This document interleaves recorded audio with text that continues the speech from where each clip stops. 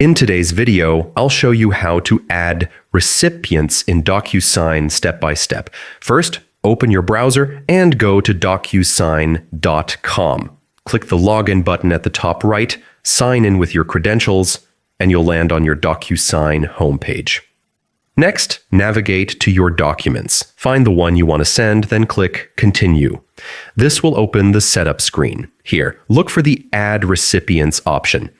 Click it, and you'll be able to enter the email addresses of the people who need to receive the document. You can also assign roles such as signer or CC, depending on what you need. Once all recipients are added and their details are double-checked, you're ready to move forward with preparing and sending your document. And that's it. You've learned how to quickly and easily add recipients in DocuSign. If this video helped, don't forget to like and subscribe for more tutorials.